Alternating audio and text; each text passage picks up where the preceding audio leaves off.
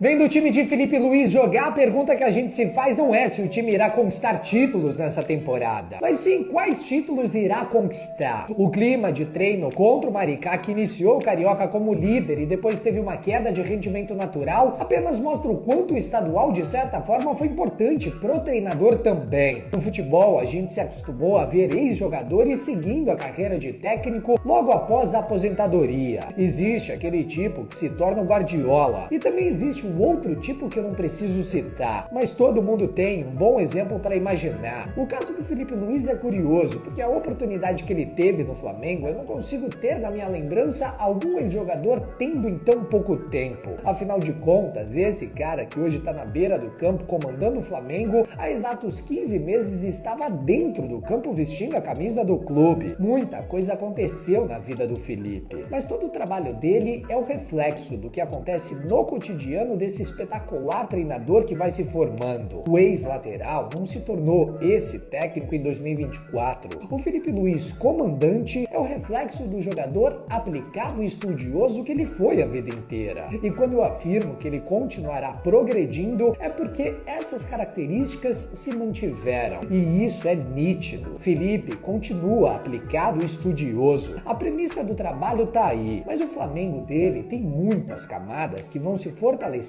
ainda mais nesse estadual, e por isso o campeonato amistoso tem sido tão importante para ele. O rubro-negro é o time em que os jogadores menos têm minutos jogados no Carioca. E isso não é à toa e muito menos coincidência. Eu já afirmei isso aqui uma vez. Todo mundo joga e todo mundo brilha nesse time, mas todo mundo se adapta à ideia de jogo também. Danilo já chegou dominante na posição. Pulgar se recuperou, Varela se recuperou, Matheus Gonçalves marcou mais um golaço e uma outra boa atuação dele. Quem não quer estar no Flamengo tem partido, e quem pode agregar tem chegado também. Felipe é o ponto de equilíbrio em meio a tudo isso, mas principalmente ele é um HD. Felipe é a central de armazenamento de tudo que ele viu ao longo de sua carreira e do que ele aprendeu nesse meio tempo. Mas ao invés de apenas copiar e colar em campo, ele esteve dentro das quatro linhas e soube na pele o que funcionava e o que não encaixava. E hoje ele aplica tudo de uma forma aperfeiçoada. E aos poucos ele vai melhorando, e melhorando, e melhorando. Ele sempre pode mais. E isso não tem a ver com perfeccionismo e nem chatice dele. É porque diante de tudo que esse HD armazenou ao longo de toda a sua carreira, ele aprendeu que o futebol é uma ciência ilimitada. E sempre, sempre o time poderá buscar algo novo. Não à toa, esse Flamengo tem surpreendido cada vez mais e mais. Quando eu jogava, eu sempre pensava que o Flamengo ele tem uma característica única. A torcida ela exige um certo tipo de futebol, que seja apresentado um certo tipo de futebol que não vale só vencer.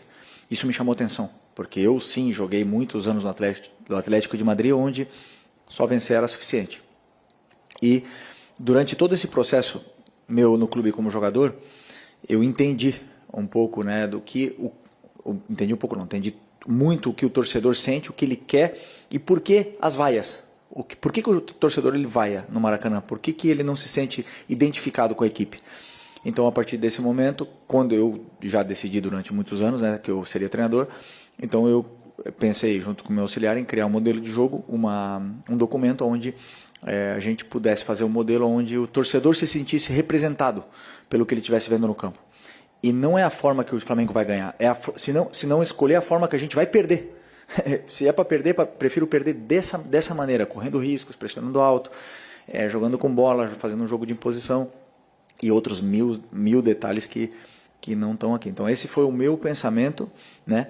E a chegada do Boto é interessante porque ele falou isso na outra entrevista, que ele quer criar um modelo de jogo para o clube, e aonde o nosso modelo de jogo e o dele, a gente está em constante adaptação e atualização para que sempre o torcedor se sinta representado com o que está vendo no campo. Como você bem falou na pergunta, não sempre vai se ver o que o torcedor quer, não sempre vão ser só alegrias, mas que a intenção seja sempre jogar o futebol que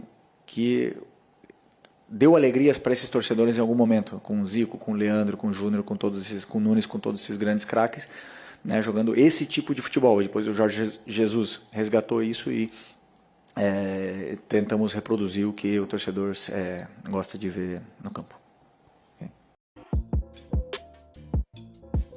Dos gramados sintéticos. E aí começou uma discussão que, no meu ponto de vista, até virou uma discussão clubista. Os clubes com gramados sintéticos se manifestaram, argumentaram, atacaram gramados no Brasil que não têm qualidade, esburacados, duros, como recentemente você se referiu ao Maracanã. Eu queria saber qual é a tua opinião em relação a isso, né? E se há necessidade de ter gramados sintéticos no futebol brasileiro. Muito bom esse assunto é muito bom. Eu, como jogador, vivi isso. Primeiro, eu queria começar falando que é muito importante que os jogadores se unam. É muito importante que eles não têm noção do poder.